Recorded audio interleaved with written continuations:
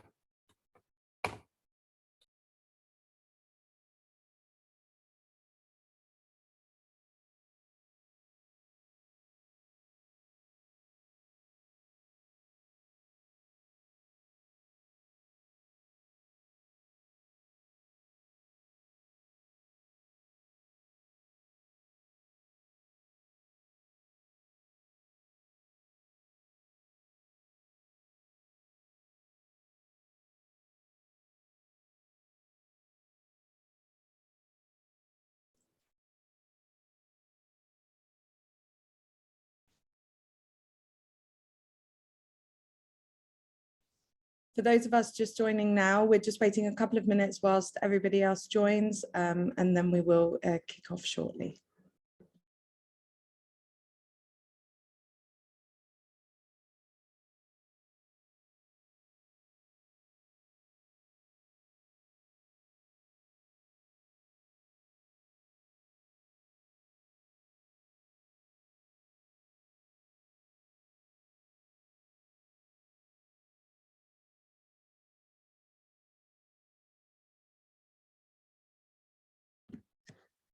Great. Well, hello and welcome to the launch of Global Rights Compliance's Legal Advisory and Policy Guidance, Do No Harm, Mitigating Human Rights Risks when Interacting with Medical Institutions and Professionals in Transplantation Medicine.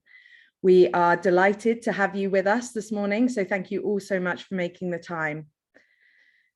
The legal advisory launched today addresses the international legal responsibilities of medical institutions and transplant-associated entities, as well as the professionals that work in these institutions to prevent human rights violations.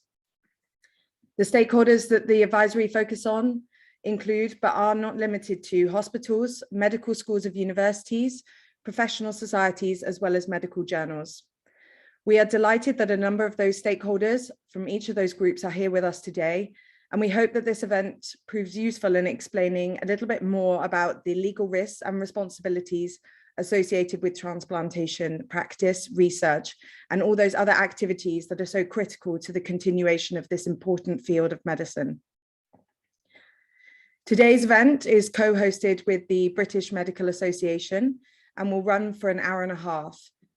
The event will include a short presentation of the advisory by Wayne Jordash QC, followed by a panel discussion with our esteemed experts.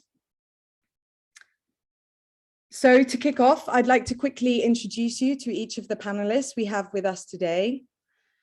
Wayne Jordash is a managing partner at Global Rights Compliance and Queen's Counsel at the Bar of England and Wales.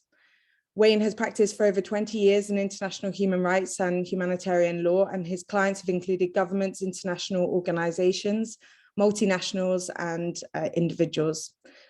Over the last decade, he has appeared in many of the international tribunals, including the International Court of Justice and the International Criminal Court, and has extensive experience in advising on international law and business and human rights.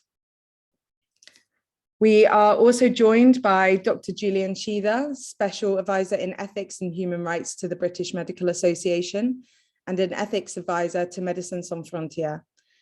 Julian is the BMA's policy lead on resource allocation and NHS change and is a co-author of Medical Ethics Today. He is also a co-author of the BMA's Handbook on Medical Ethics and Medical Law, Assessment of Mental Capacity, and is a regular contributor to the British Medical Journal and the Journal of Medical Ethics. He also sits on the British Medical Journal's Ethics Committee and the Institute of Medical Ethics and lectures both nationally and internationally on a range of topics in medical ethics.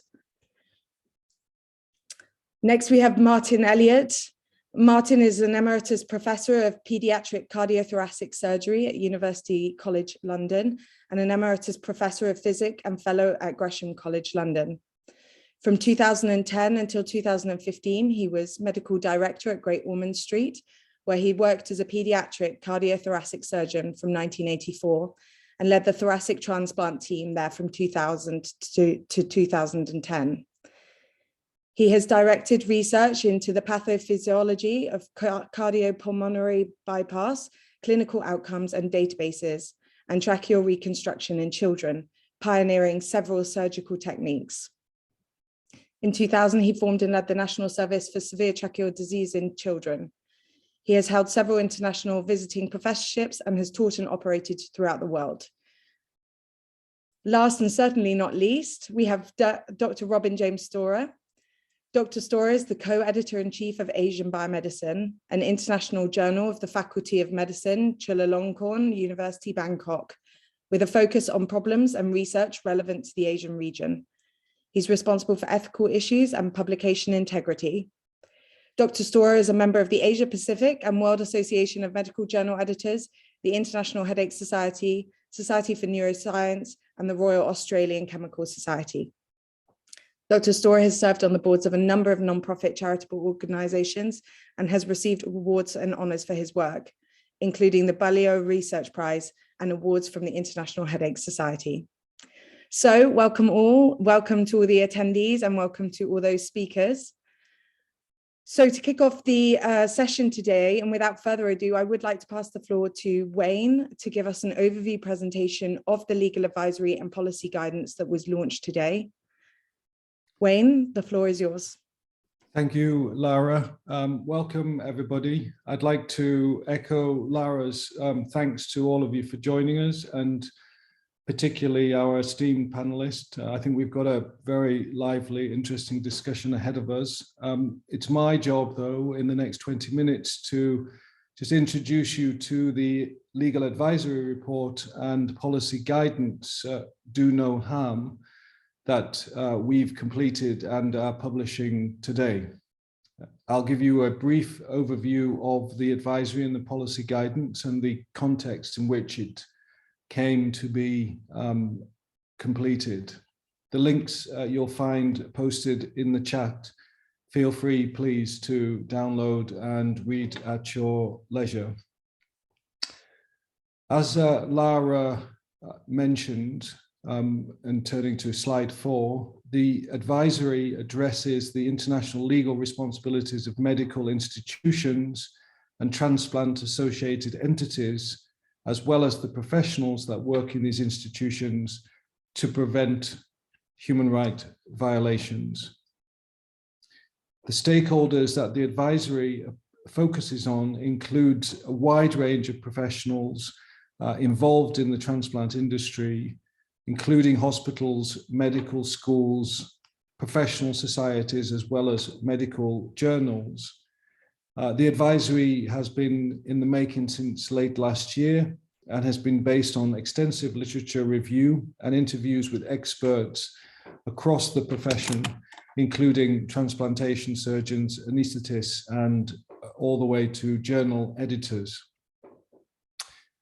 Turning to slide 5 and the human rights risks that are ever present in the transplantation industry. Before getting into some of these details, I'd like to just give a bit of context to why this advisory we felt was necessary, and the type of risks we're talking about, which can be summed up as unethical organ transplantation, organ trafficking, and forced organ harvesting, each of them serious, but perhaps we can consider them on a sliding scale, with at the one end violations of the principle of consent after death in isolated incidents, followed by a medium risk of the sale of organs which have been obtained under coercion, for example, economic coercion or organized crime coercion, And at the top of the scale, where the most severe risk of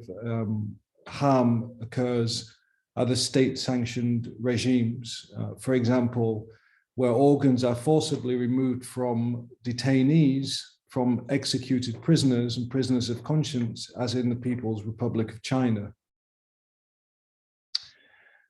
Turning to slide 6, and sticking with this subject of where this risk appears to come from and the scale of the risks.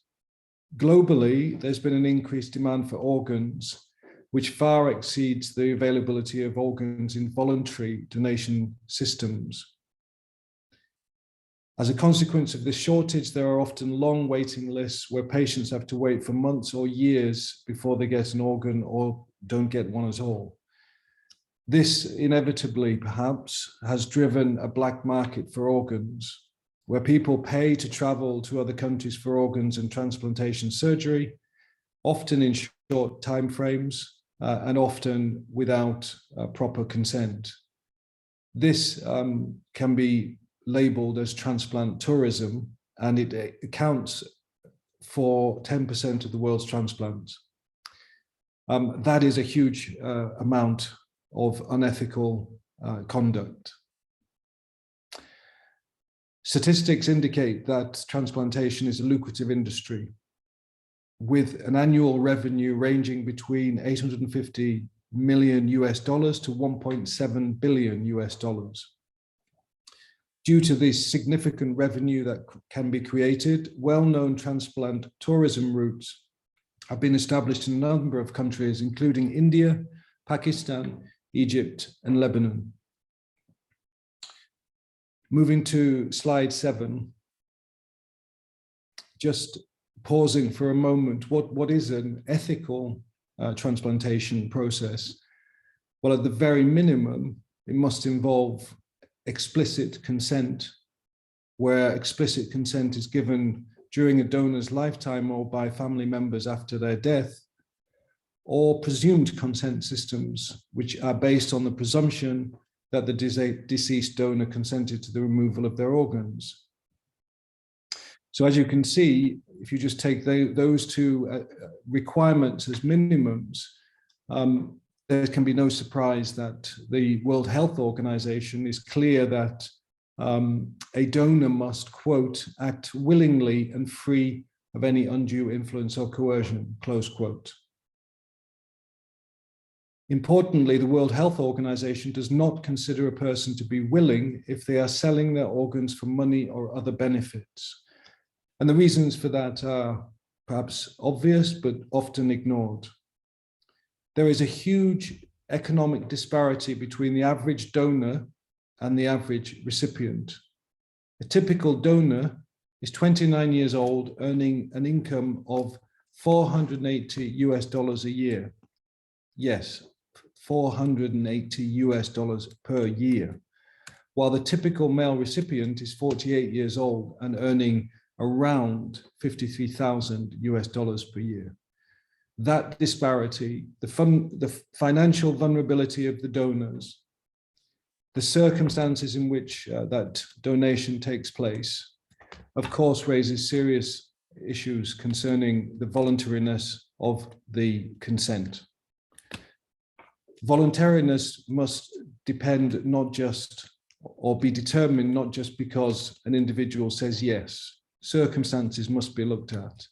Coercive circumstances and genuine voluntariness must be looked at. Gaps in legislation and practice are easily exploited by the unethical or the desperate. And then moving to slide 8, and this is perhaps the more sharp end, well, I say perhaps it is the sharp end of the unethical conduct within the transplantation industry. Forced organ harvesting. Since early 2000s, there have been concerns about the perpetration of a system of forced organ harvesting in the People's Republic of China. At the beginning of the 2000s, the PRC leapt from a follower to a leader of transplantation technology. Despite there being no voluntary donation system, within 4 years, the country made impressive developments in the field of transplantation, with organ transplantation hospital numbers tripling and transplantation surgery expanding from solely kidney transplants to heart, lungs, and kidneys. Heart, lungs, and livers, I beg your pardon. At the same time, transplant tourists were reported to have access to matched organs within a few weeks or months, while in other countries, as we'll all appreciate, with well-established donation systems, it would take years. The transplants were able to be planned in advance, with specific dates on organ availability provided to the recipient of the organ well ahead of time. This rapid expansion and the short waiting times in which people could access organs raised grave concerns on how organs were being obtained. Allegations of the existence of a state-sanctioned regime of forced organ harvesting of prisoners, including non-death row prisoners, soon followed. In 2009, the PRC officially stated that 2/3 of all organs used in transplantations were removed from death row prisoners, asserting, rather curiously and unconvincingly one might think, that prisoners had consented. However, research illustrated that organ sources had to include non-death row prisoners, including Falun Gong practitioners, as the execution of death penalty sentences declined since 2000, whilst the transplantation system continued to grow. Crucially, this increase in the transplantation system also corresponded with the crackdown of the PRC on the Falun Gong practitioners. For those not familiar with Falun Gong is a spiritual practice rooted in traditional Buddhist and Taoist teachings and is centered on 3 core principles of truthfulness, compassion, and forbearance, which guides practitioners in daily life. Prior to the large-scale campaigns that commenced in 1999 aimed at eradicating the Falun Gong, which included disappearances, extrajudicial killings, and other grave human rights violations, this movement had been increasingly popular in China, including among state authorities. In 2010, the PRC announced that from 2015, the system of organ procurement from executed prisoners would end, and they would begin to engage in efforts to establish a voluntary organ donation and allocation system in line with WHO ethical standards. However, this appears not to have been, in fact, a genuine admission or proclamation of a change of heart. Research has shown that the numbers of organ transplant surgeries in China still substantially exceeds the number of registered organ donor numbers. And as made clear by the judgment of the China Tribunal, which I'll turn to in a second, there is no evidence that the significant infrastructure associated with China's transplantation industry has been dismantled. Absent a satisfactory explanation as to the source of readily available organs, logic and common sense dictates that the forced organ harvesting continues today. Slide 9. Concerning these barbaric practices, the China Tribunal and its judgment are of critical importance. They constitute the first extensive and independent review and analysis of a significant body of written, video, and in-person evidence from fact-based and experts on forced organ harvesting in the PRC, led by Sir Geoffrey Nice and a panel of 7 experts in the field of international criminal and human rights law, cardiothoracic surgery, business and international relations. The evidence appeared crystal clear to the panel. The evidence included phone calls where callers asked for transplant surgeries at short notice, requested specifically organs from Falun Gong practitioners, and so on and so forth. The judgment found that it was beyond a reasonable doubt that 1, Falun Gong practitioners were serving as the principal source of organs for forced organ harvesting in the PRC, and 2, that the widespread and systematic attack of forced organ harvesting, together with other criminal acts, constituted crimes against humanity. That opinion was subsequently corroborated by the joint correspondence to the government of the PRC by 8 UN special rapporteurs and 4 UN human rights experts in June 2021, reporting that they had received credible evidence of ethnic minorities and other groups being forcibly subjected to blood tests and organ examinations, and that these were, quote, credible indicators of forced organ harvesting, close quote. Most recently, the Uyghur Tribunal, again chaired by Sir Geoffrey Nice, QC, also pointed to evidence that showed the possibility that young Uyghur detainees are killed and their organs forcibly harvested for transplantation. And so, as we discuss in depth in our advisory report, and we really urge you to read it, we have significant, or we've identified significant risks in this industry, from the least severe risks, which concern a violation of the principle of consent, all the way to state-sanctioned regimes where people are killed intentionally for their organs. And of course, with such severe risks within the industry, they inevitably concern, or should concern, a wide range of medical professionals who work in the transplant industry. The most obvious, of course, are transplant surgeons, anesthesiologists, nurses, and other direct participants. But these professionals are in turn supported through a range of ancillary professionals, which include suppliers of medical equipment, fluids, and drugs, clinical research institutes, professional development programs, medical journals, academic exchanges, funding institutions, and so on and so forth. So what are then the consequences of such risks within the industry? What are the legal risks, for example? Well, we looked at that in the advisory. And of course, what we're talking about ultimately, or mainly, is the risk of complicity in either crimes against humanity, as identified by the China Tribunal, or complicity in gross violations of human rights law, which may or may not amount to international crimes. We focused in the advisory on aiding and abetting because it's a very commonly known and commonly prosecuted form of complicity, but there are many different forms of complicity, and there are no, I was going to say there is no agreement on the full range, and that's correct. There's some agreement on different forms of complicity, but there are different countries take different approaches, and in fact, even different international courts take different approaches. But we focused on aiding and abetting. It's straightforward. It's prosecuted widely at international courts. It's used in many, many domestic judicial systems. And therefore, it represents a common thread of how these links or how these risks may end up turning into viable prosecutions.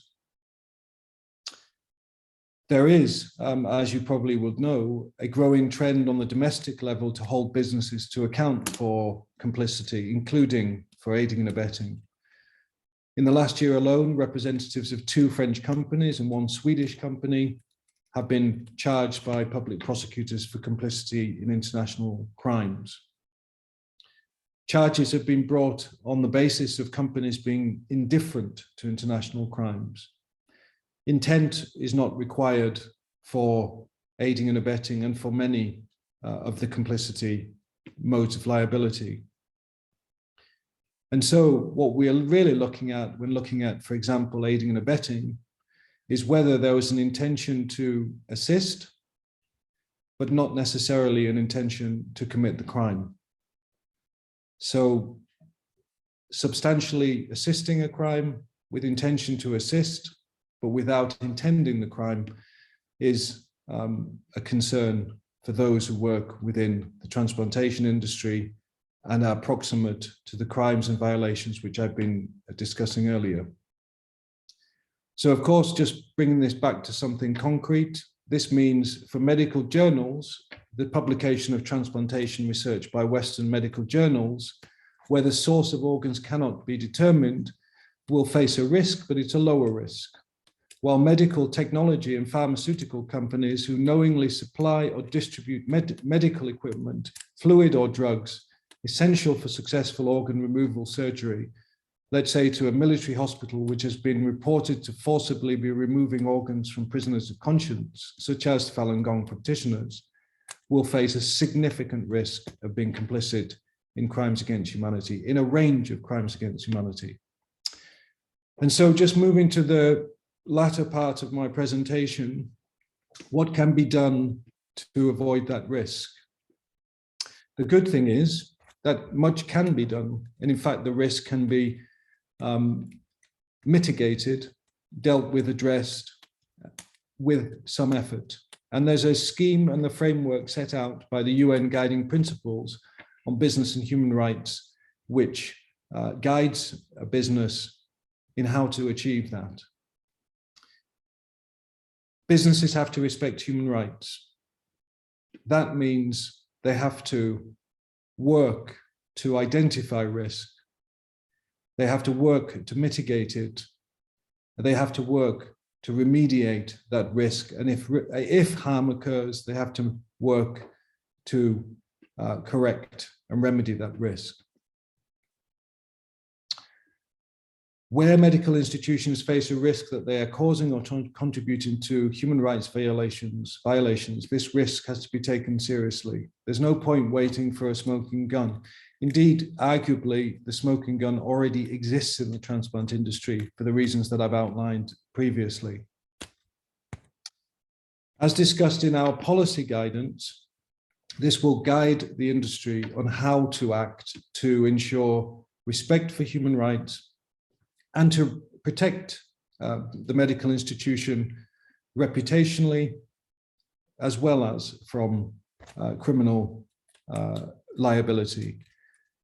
Three things to be done at a minimum. 1, establish human rights policy. 2, conduct human rights due diligence. And 3, disengage from partnerships where the risk cannot be prevented, mitigated, or remediated.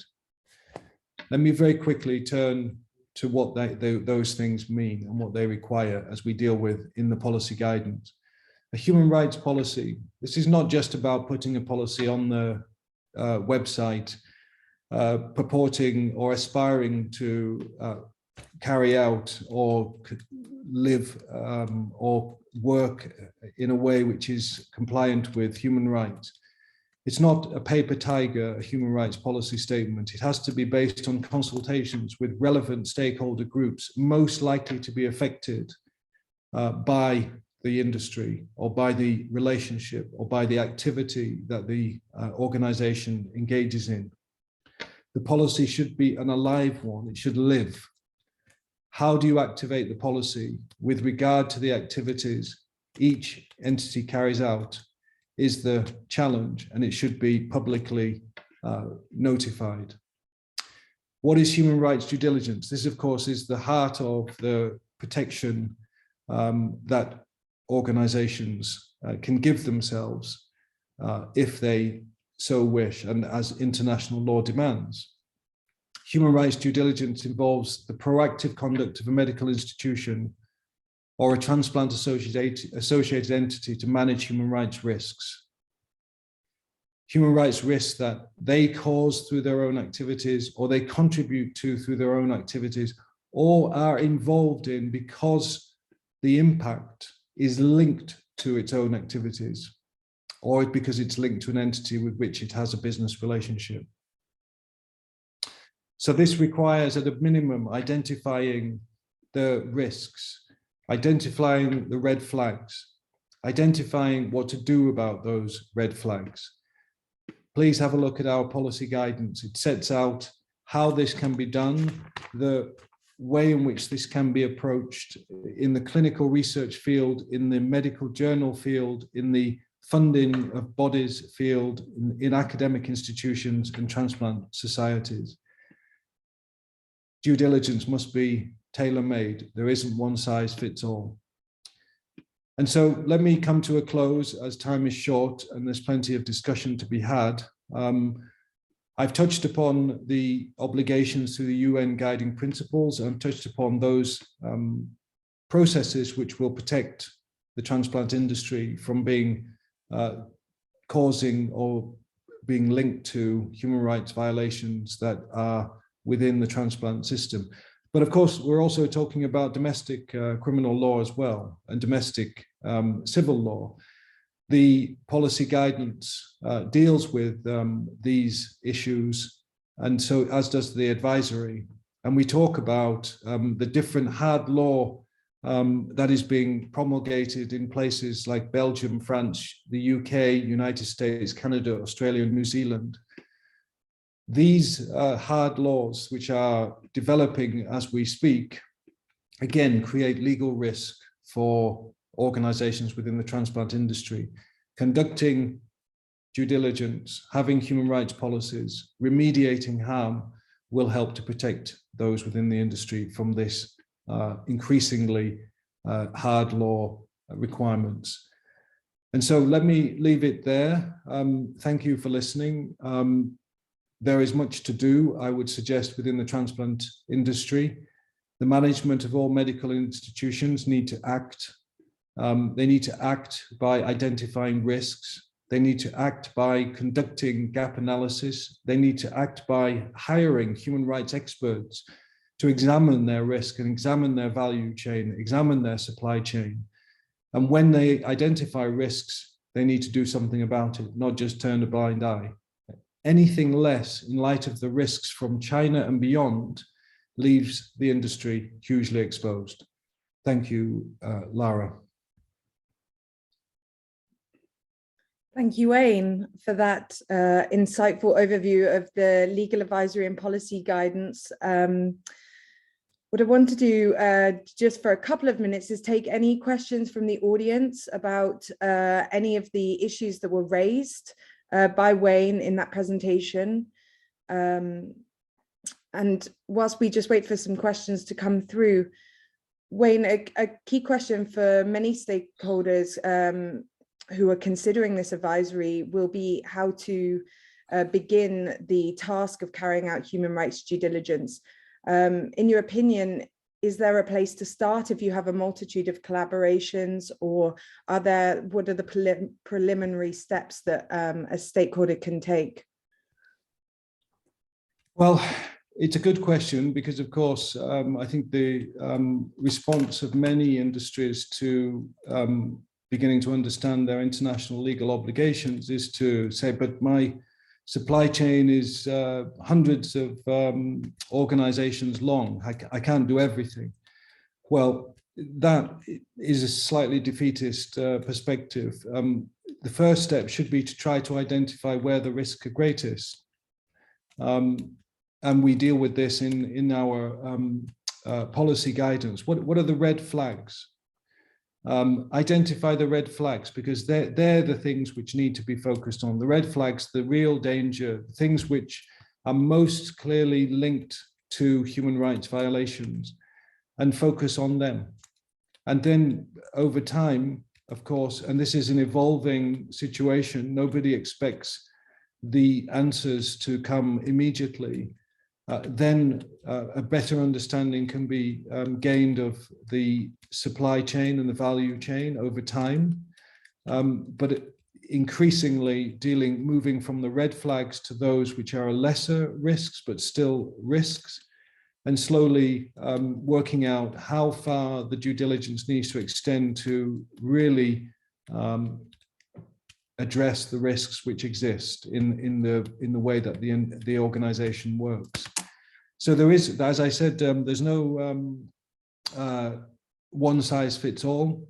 Every organization has to examine from the highest risk to the lowest risks and determine how far they need to go to be able to respect human rights, which is the core requirement under international law. Thank you. And I wonder, with that multitude of responsibilities that the different stakeholders that are addressed in the advisory have, in your opinion, who should be the lead individual or role in the organization that should be kind of leading the charge on those due diligence responsibilities? Is it with one person, or is it wider than that? Well, I think what often happens, I think, within businesses is that a business becomes alive to their obligations and then identifies somebody in the HR department as the human rights officer, and not much then happens. What in fact needs to happen is that a relevant expert within the organization, and if they don't have the relevant expert, then they need to hire one, needs to begin this process and complete this process. But what is absolutely critical is that, number one, there is an identified person whose role it is to assume these responsibilities. And two, that it has to be embedded within the organization, which means that the responsibility has to also fall upon somebody in upper management. It's the only way there'll be that the requirements will be properly understood, properly implemented, and properly embedded within the organization, both vertically and horizontally. It is has to be such that the organization's key activities are impacted and wrapped around this due diligence. It cannot be just an add-on. It has to be integral to the way the organization works and its activities, and as I say, its supply chain and value chain. Thank you for that. And we've also got a question from Amy Barrow in the audience saying, is there any development of hard laws within the Asia Pacific that you are aware of? And do you have any recommendations about how we can engage more states in Asian context to develop rights-based hard law provisions in relation to organ transplantation? Gosh, that's a complicated question. Actually, we focus largely on the countries that might, I guess, loosely be called the West, because actually the hard law provisions are more advanced in those countries. And so it was clearer the direction that those countries were going in. I think there are much less enforcement in Asian countries on these issues. And of course, there's undoubtedly a number of reasons for that. And I suspect, and I don't know this, but I suspect China's malign influence has got something to do with that. But I think it's a complicated issue. How to engage, I think, is a very difficult question. But what I would say is that we need the industry as a whole and Western industry to take more of a hard line on these issues. I think, as with all human rights considerations, when it starts to cost companies, organizations money, and customers, then change evolves, change happens. And so at the moment, the adherence to international law requirements, due diligence is pretty poor, I would say, within the transplant industry. So it's not just Asia where it's poor in the West too. So I don't see a change coming about until the West starts taking it more seriously, and there is an impact upon the financial viability of some countries and their transplant industries. China prospers because people turn a blind eye. And actually, that leads me nicely on to the last question in this section of the session from one of the audience members, which is going to train, if you go to train and teach in Chinese hospitals and quote unquote turn a blind eye, is this an example of culpable complicity? Well, it would depend. I think it would depend upon conducting due diligence. What is the organization that you're joining? What are their links, if any, to human rights violations? That, of course, requires, at a minimum, a consideration of human rights reporting. And thereafter, once those risks are understood, then situating your activities within those risks and understanding whether you're causing or contributing or linked to those human rights violations. So a question like that can't be answered in the abstract. It has to be answered according to the proximity to human rights violations. Thank you very much. What is very clear from your presentation of those findings is that there are responsibilities, and the how question of how due diligence is then done is very dependent on the stakeholder, but that the role of stakeholders to take due diligence is very important. Many thanks for all your questions as well to the audience members, and please do continue to add questions as we move through the next section, where we will speak with each of our esteemed panelists. I will now give the floor to each of the panelists to provide us with a brief introduction into their work, their interaction with these issues in organ trafficking, transplant tourism, and forced organ harvesting, and the steps that they have seen throughout their work to mitigate these risks. Martin, I'll pass the floor to you first. Thank you very much. So as you heard in the introduction, I'm a pediatric cardiothoracic surgeon, or was, and was deeply involved in organ transplantation for most of my career. And to me, as a physician, transplantation always seemed rather like the apotheosis of human generosity. You consent to the use of your organs, obviously after death in my field for heart transplantation, to save the life of someone unknown to you or your family. And that generosity of spirit has kind of underlined most of the initial framework of the practice. Now, I was invited to put my name forward to become a member of the China Tribunal in 2016 and was honored to be appointed. It was a people's tribunal, and our job was to review the evidence available on forced organ harvesting, as you heard, from people in Chinese detention camps.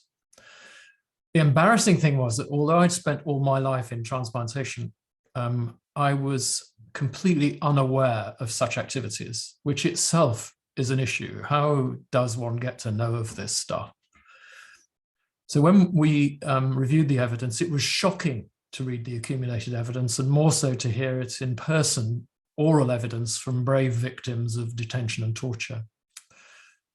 The evidence, by the way, is available to all of you. You can see it all, hear it all, watch it all at chinatribunal.com, and later from uyghurtribunal.com. But it was shocking too to realize that despite that sort of ethical framework, physicians and their co-workers must have been complicit. And it was shocking to hear of the involvement of a state in such activities, and the way in which relevant and necessary clinical and activity data were either withheld or even held as state secrets. And even if they weren't, they were obfuscated in such a way that their significance was negated, and it was impossible to accurately to interpret what they were saying. To me, this raises the issue that good medical practice, wherever it's done, relies on the sharing of relevant information, relevant clinical information, social information, and on the openness and transparency of both clinical results and research data.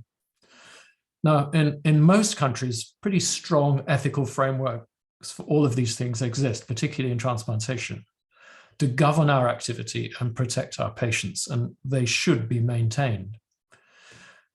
For instance, there has to be a database of donors, there has to be a database of recipients, and the information between them is understood and known. So there's always an audit trail backwards and forwards between the two. Communication between physicians within and between countries has fostered all sorts of research and benefits. I personally benefited from, my field has benefited from them. But these relationships do rely on trust and transparency and on truth.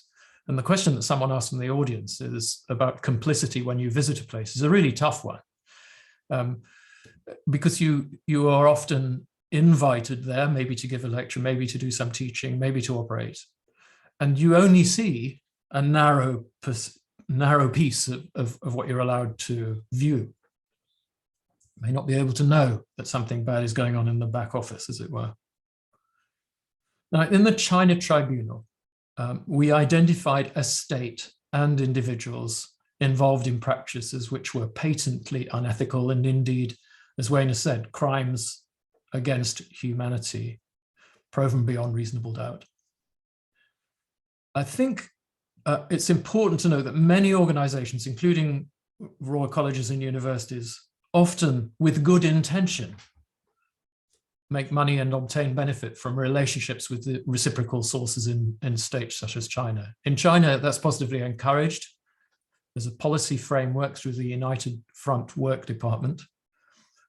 But the organizations which deal with them must realize, as we stated at the end of the tribunal, that they are interacting with, as far as we were able to decide, with a criminal state. So I can't be more pleased that the Global Rights Compliance group have defined a framework which will make those future interactions, which I hope will in some way continue, be they academic, medical, or corporate, I hope provide a framework which makes it safer for all involved and protects particularly the potential victims. Thank you. Many thanks, Martin, for that insightful introduction. Dr. Julian Sheether, can I pass the floor to you for your introduction? Yes, thank you. It's a huge pleasure to be here. Fascinating introduction from Wayne. Thank you so much. So I work in the Ethics and Human Rights Department of the British Medical Association. Principally, that's why I'm here.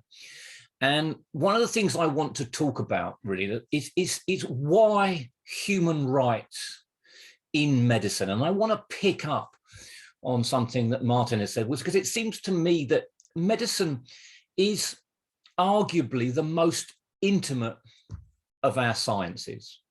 It is the one that is closest to our human bodies, closest to our subjectivities, but also most intimate with our hopes about the world. And this seminar is titled "Do No Harm." And that tracks back really to the kind of almost mythical Hippocratic oath that, what are the primary obligations of doctors? Well, morally, they are linked to the well-being of individual patients. And that is the fundamental moral contract in medicine. Because in some ways medicine is so intimate, because its knowledge of our suffering, our functioning, our possibility for pain is so intimate, there is a special kind of moral responsibility associated with that. Now, we've known that in medicine for as I say, right back to the ancient Greeks, possibly beyond. But something very, very interesting and something all simultaneously very troubling happened in medicine around the kind of, it's post-Enlightenment, really. One thing that happened was that medicine actually became effective. I mean, for many years, there are many people, many commentators who have said that medicine was traditionally the act of holding someone's hand whilst you waited to see if they got better or not, whether their body recovered. But actually, within the 19th century, we saw this extraordinary development in medical power. Medicine could start to do things. Medical knowledge was expanding exponentially. Suddenly we had this enormous power to tackle human afflictions, human physical, psychological afflictions.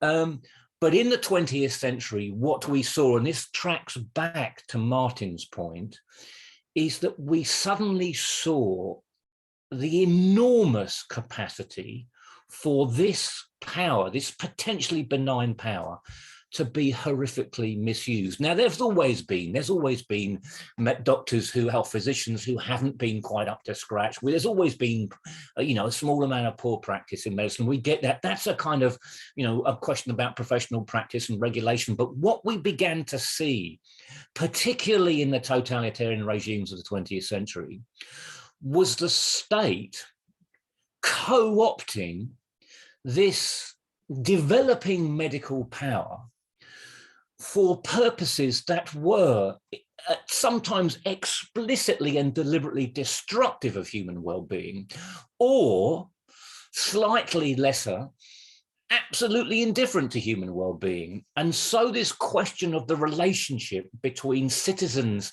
and medicine, between human minds and bodies and medical practice, became an extraordinarily important issue in the medical profession. That, to me, those experiences, particularly emerging from the Second World War, that's where we started to become alert to the enormous power of medicine for ill if it was captured by state interests. And we, the BMA, became interested in this. Funnily enough, I mean, the BMA develops interest in health and human rights, really in the Troubles in Northern Ireland, because evidence in the UK began to emerge that actually there may have been some medical complicity in the misuse, medical complicity in interrogation techniques, doctors perhaps not taking appropriate notes so that evidence couldn't emerge. So we've been involved in this, these questions about health and human rights ever since. But over the last decade, one of the things that we have been hearing about again and again and again is potential incredibly serious accusations about, accusations that reach back, remind us of the sort of totalitarian regimes of the Second World War, where the state effectively co-opts medical professionals, medical skills for political purposes, or, as Wayne has talked about, purposes of increasing revenue. So human subjects, the interests of human subjects, the fundamental rights and interests of human subjects become obliterated, and medical involvement is front and center of that. And now I think with the emerging information from the various tribunals, the increasing development of international concern around these issues, we are again beginning to lock horns with this. One of the things we're doing is we're taking our concerns, we're expressing our concerns at the World Medical Association. We are trying to link with with other national medical associations globally to try and raise these issues. Because fundamentally at the center of this, we are seeing the grotesque corruption of fundamental medical skilled techniques, fundamental moral duties in medicine that should be directed at patient well-being. And what we're seeing are these, as I say, these unbelievable perversions of proper medical practice. And I think it's critical. We're trying to work with our colleagues in the medical journals. As I say, we're working with our colleagues overseas in national medical associations and with the World Medical Association. We need to keep pressing to raise awareness of these issues, because we are doing it in the face of significant resistance, particularly from the Chinese. So it's absolutely fundamental to us that we keep pushing on these things. So I'll leave you there. Thank you, Lara. Thank you, Dr. Shida. Really interesting insight into the role of the BMA on these issues. I'm going to pass the floor now to Dr. James Storer. James, the floor is yours.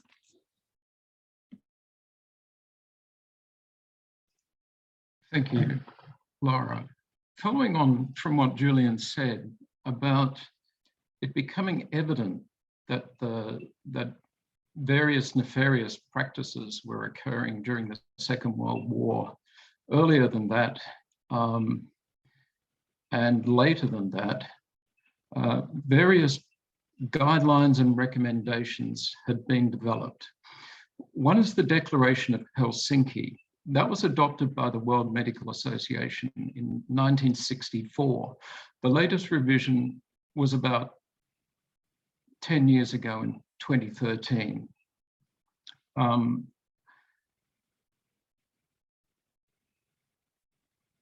As a medical journal editor, we require that all submissions that deal with human subjects comply with the Declaration of Helsinki and its latest amendments. We also require other ethical recommendations of the International Committee of Medical Journal Editors. And it has become apparent to me as being responsible for ethical problems and publication integrity at Asian Biomedicine that we were getting a number of submissions from people who were wanting to publish work regarding transplants, organ transplants. One of the currencies of academia is publication, and publication can increase exposure for people to enhance their careers. And when I saw some publications to do with transplants, this raised red flags because I felt that the organs may not have been obtained in an ethical manner. On other occasions, we've had research submissions where animals have been used in experiments that would appear to support unethical transplant practices. And so we go back to the authors and we request documentation regarding animal ethics committee approvals for research. But to go further, we have now, and I'm reading this from our guide for authors, not accept or publish submissions from authors based at institutions about which there are credible reports of ethical violations relevant to the field of the submission and who have failed to remedy that conduct, for example, but not limited to transplantation of organs. There are various other guidelines that we follow, such as the Declaration of let's see.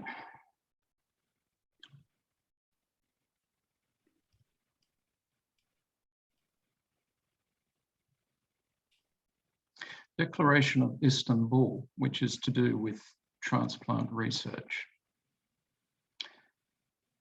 And so my due diligence is to examine submissions to our journal and make sure that they're ethically sound and do not support ethically unsound practices. Thank you.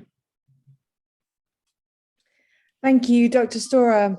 So with that said, I'm going to just pose a few of the questions that we're getting through from the members of the audience to the different panelists.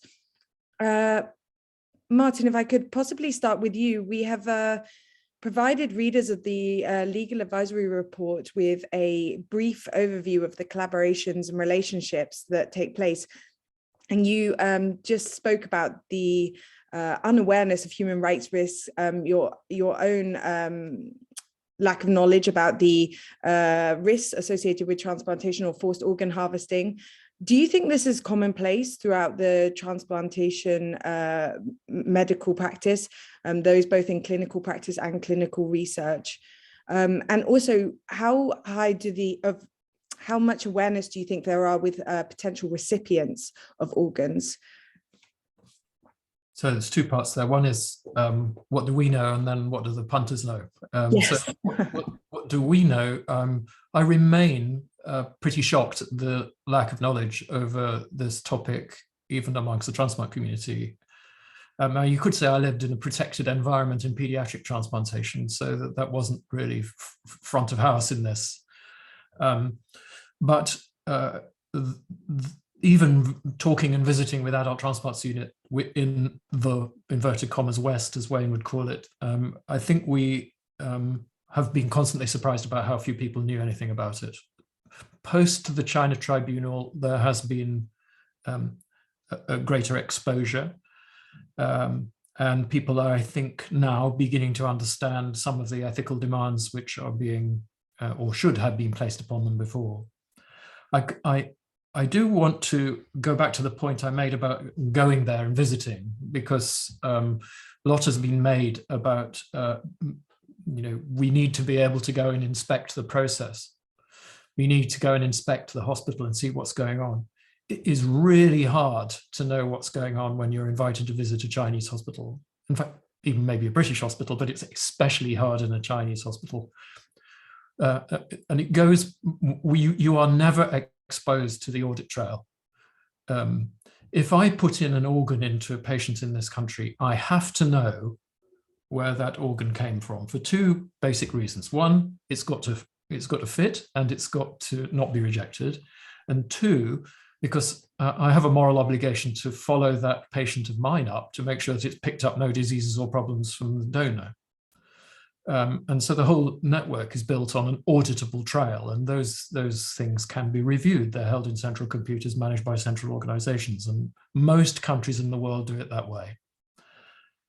So I would expect any country worth its salt to have such a transparent system. And the word I think that we should be demanding is transparency from these organizations in order to find these data, rather than asking individuals to go on a self-inflicted, painful internal audit trail through one hospital. That's just not going to work.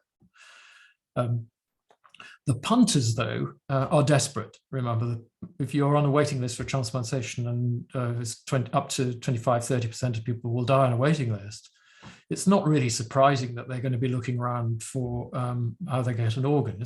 I find it quite hard to blame someone who is desperate for an organ for having a look around to see what they can find.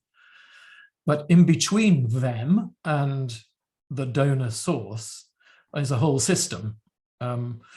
In Israel, I was really shocked to see that it was, for a while, the insurance companies were helping people find transplant agents in China and transferring money to these transplant agents to get an organ quickly. That evidence is available on the China Tribunal website. And there are transplant agents you can phone up and pay a fee to. One woman paid $5 million for a liver from when she was Japanese. So, the more desperate you are, the more money you've got. As Wayne pointed out, the balance of power is shifted. Now, I think it's the profession's responsibility at a higher level, as I think this group of people, Lara and Wayne have actually demonstrated in these documents, what is needed to achieve due diligence and move the responsibility back to us. I think that is really, really important. So we will always want to make contact with other hospitals. They will always want to make contact with us. That's a good thing. But the due diligence has got to be done at a high level to make sure that it's safe.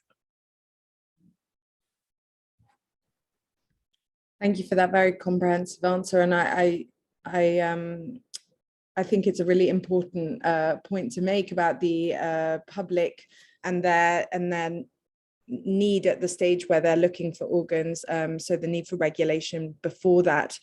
I wonder whether, Dr. Sheether, whether I could pass to you and just pick up on your point about the your interactions with the WMA, and following on from what Martin just said, what do you feel the role is of the BMA and other organizations like the BMA across the world to support the medical profession in carrying out these due diligence steps or making them aware of their obligations, and also the role of the WMA?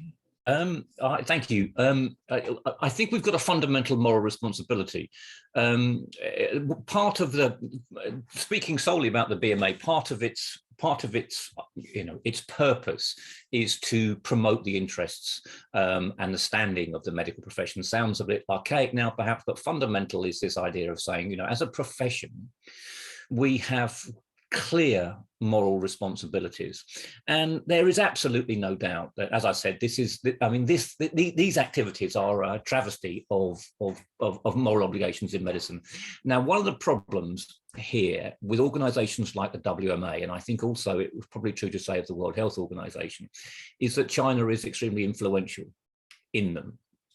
And it is not the case that it is easy to bring influence, to bring decisive influence to bear in some of these international fora, because they are highly political, highly politicized fora. But having said, and also it's worth saying that not all national medical associations, for example, are professional associations. Some of them are effectively trade bodies, or they're representative of private medical interests. But organisations that have a commitment to medical professionalism have an obligation to call this out. I mean, one of the very, very frustrating things over the last decade has been the difficulty. I mean, we hear again and again, where's your smoking gun? Where's your, and as Wayne pointed out, why do we have to wait for an absolute smoking gun when rumor and concern is widespread? But what we haven't got is this alleged smoking gun. It seems to me this is where due diligence comes in. It's on the obligation of professional associations in medicine across to raise questions about this. But it is also worth saying that organizations like the WMA, like the WHO, are subject to realpolitik. It can be difficult to get consensus because it is often blocked, and where there is where very large amounts of money are involved, it can have a gravitational effect on people's moral compasses. We've seen that time and time again. And I also want to emphasize Martin's point, which is that physicians from the West, organizations from the West have been invited time and time again to China on visits. It's not clear to me that they have any positive effect at all. What is required is a completely independent investigation. China needs to get behind a completely independent investigation that has the liberty, the freedom to access any of the transplantation systems throughout the People's Republic, because what people tend to see when they go from the West or are invited to the West is a small section of what is going on, which is very, very easy to spin. And I mean, we've seen this in the past from other countries. So the BMA is calling for an independent international investigation. I think we have to move in that direction. Can I just come back absolutely. very briefly? I absolutely agree with that. I think intellectually, one of the ways to imagine is almost to a thought game about what could happen next. If we know, for instance, and this is, I don't think anybody's going to say this isn't happening, that there are shed loads of people in China held in camps. The evidence is completely overwhelming. What happens to those people in the camps is brutal and involves extreme torture and the denigration of human life. So what if you're not talking about transplantation, but what instead if you use them as a research resource, as a set of individual experimental animals, if you like? Remember that they have now built up a database of over 100 million DNA samples from people in China, dominantly from the Uyghurs. Imagine what advantage that would be to the Western pharmaceutical industry if they had 100 million genomes to play with. We're not 100,000 as we've got in this country. You can imagine an unregulated experimental framework within those camps, which happened, during the Second World War with Mengele and all the other unregulated experiments. This is not new. It will happen again. So what matters, and why this is so important, what the GRC have done, is that we will have a framework for those interactions. I don't think there's any shortcut to making the responsibility of the senior organizations in every other country to interact with wherever it is the bad stuff's going on. And clearly maybe somewhere else other than China in due course, but individuals can't do this. They just can't.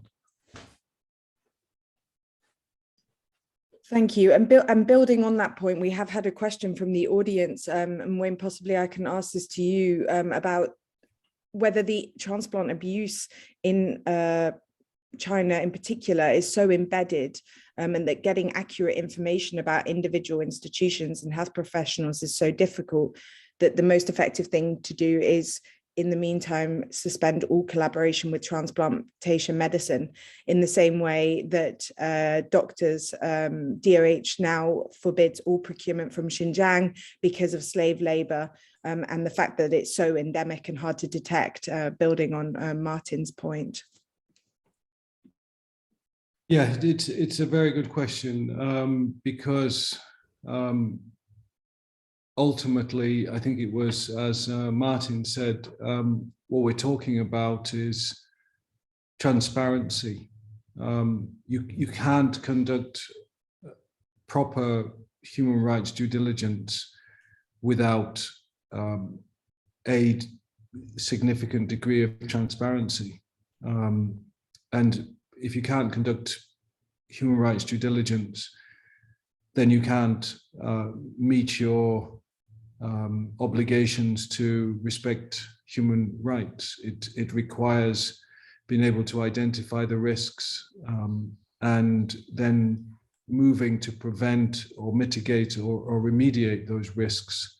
And it requires an organization to continue to monitor those risks and evaluate the information which is coming out from the due diligence. So transparency may be the most important word in the whole process. In fact, in all the processes, whether it's a human rights policy, which an organization should create and publicize, that is about the transparency that an organization's aspirations and commitment to human rights is publicized, so that the public can see it and hold the organization to account. So transparency throughout all of these processes is absolutely critical. So the reality is, I mean, I don't like to be blanket in the sense of looking at the Chinese transplant industry and saying it's exactly the same as Xinjiang and the Uyghurs. And in fact, I think what I found interesting and also significant and also important in the Uyghur issue is that it was very well documented from a diverse range of authoritative sources what was happening in Xinjiang. The discussion, I think, again, as Martin said, the evidence was overwhelming, and the discussion really centered around what international crimes were being committed rather than were international crimes being committed. And so I think they reached a point in that reporting and in that issue where it became absolutely incumbent upon the Chinese government to offer an explanation. And if it wasn't prepared to do so, I think certain consequences flowed from that. And I think with the transplant industry, I think we've reached a point where there's significant ream of evidence to suggest that there is a state-sanctioned forced harvesting system. And I think it's now in large part up to, first of all, organizations who are trying to have relationships with that industry to bottom out their links to that industry and their links to those human rights violations. And if questions arise which China cannot answer or will not answer, then I think that you're at the point where the transaction, the relationship, the activities have to cease. That requires a process. I'm not advocating an immediate abandonment of all relationships with China, but a due diligence process which eventually, if the evidence becomes convincing enough, and I think it is convincing enough, and the Chinese government refuses to engage in a meaningful way with the issues raised, then there may well be more than a impetus, or more than an obligation rather, to withdraw from that and disengage. And Julian, I'll pass over to you in just a second, but just to follow on from that, Wayne, we had a question from the audience to say, would you say then that the focus of this advisory is to try to enforce due diligence in developed nations and therefore, quote unquote, dry up the demand for unethically sourced organs, thereby having a knock-on effect on the supply nations, e.g. China? Well, simple answer is yes. I mean, you know, in my industry, human rights industry, things don't change because countries or human rights violators suddenly get a flash of conscience. They, especially in the business field, change their ways because of financial pressure, because of adverse publicity, which affects their bottom line. And I don't see within the transplant industry how the violators in the transplant industry, it's not just China, of course, how they change unless pressure is put upon them by compliant, or rather, pressure is put on them by the industry. And that pressure will come through, for example, disengagement or asking difficult questions, or finding new customers or new relationships. Then the violators may change. Then they may understand that they need to change, or their industry will suffer. The bottom line needs to be hit. And so, yes, the advisory opinion and the policy guidance, to my mind, I try to be a practical human rights activist, if you like, practical steps which force change. I'm not starry-eyed that change comes about through anything other than hard, difficult change brought about through a disciplined application of due diligence and the threat of civil or criminal liability. Thank you, Wayne, for that. Julian, I will pass. Yeah, I remember about 20 years ago, I was invited to a meeting in the Europe in Brussels, an EU engagement with China, and I was told, please do not go in aggressively on a human rights. Don't ask them about their human rights record. We want engagement, we want dialogue, we want discussion. And that is something that I have heard for 20 years now. In my view, the medical profession, the global medical profession, has to look at the outcomes of the recent tribunals and ask itself, if the medical profession in China is involved, directly involved in genocide, has that 20 years of engagement and discussion been effective?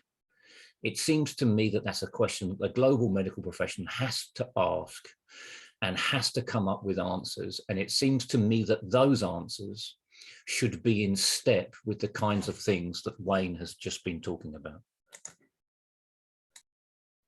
And if I may, I completely agree with Julian. I mean, and I don't think it's just, I mean, we had this starry idea in the 90s. I think that if we, and again, you know, just for ease of description, the West engaged with China, then like trickle-down economics.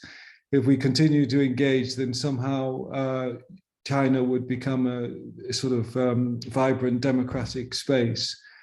I think we did the same thing with Russia. Look where we are. And I think the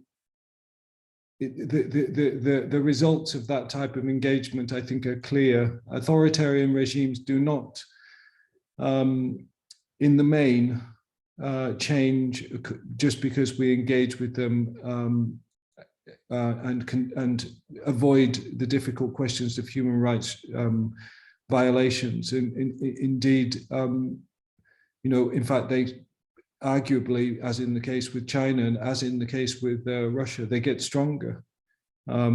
Economic, and I don't think it's a surprise that we're in a place where authoritarians are on the rise.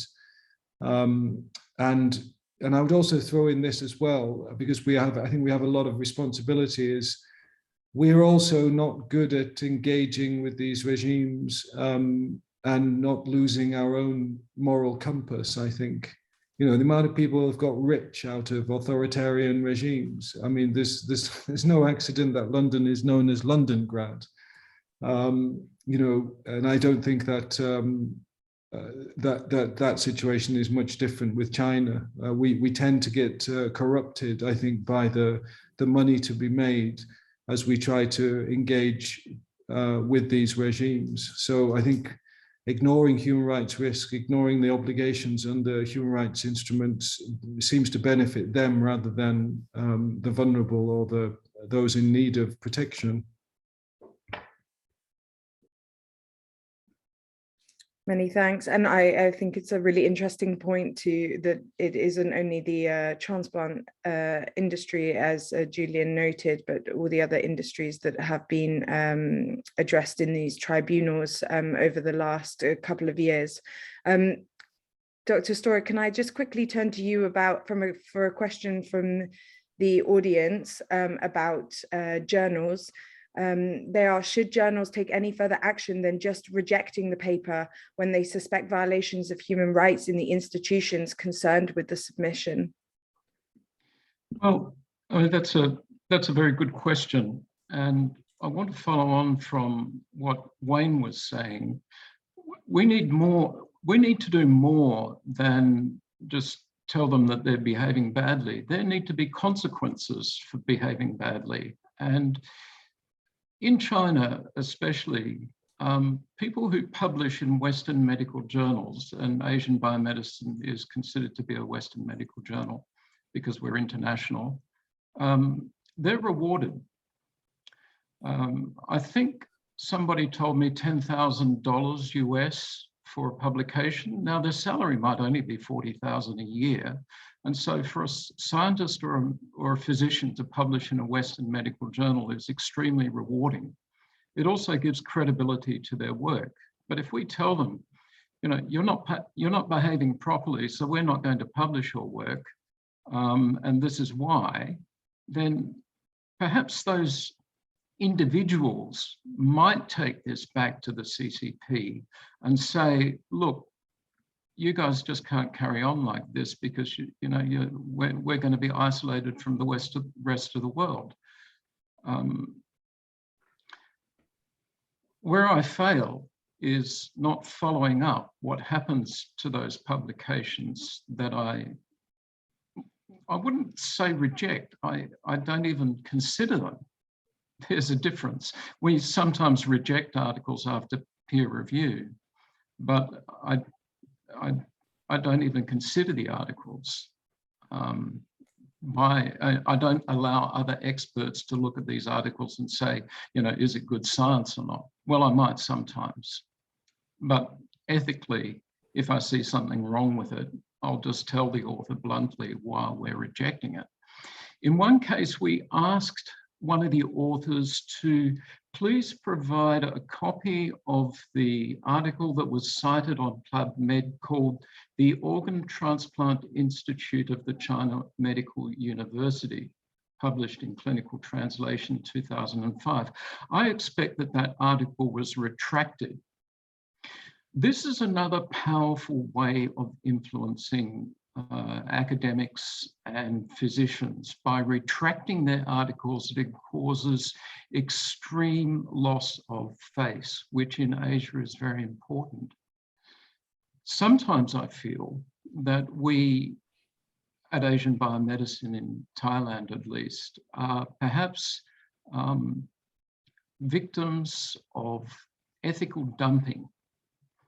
That is what Wayne describes as someone in a jurisdiction not publishing maybe in Lancet or the British Medical Journal because they see Asian biomedicine as a soft target, and perhaps they think that Asian biomedicine might have lower ethical standards than those other journals, or perhaps less resources to do the due diligence.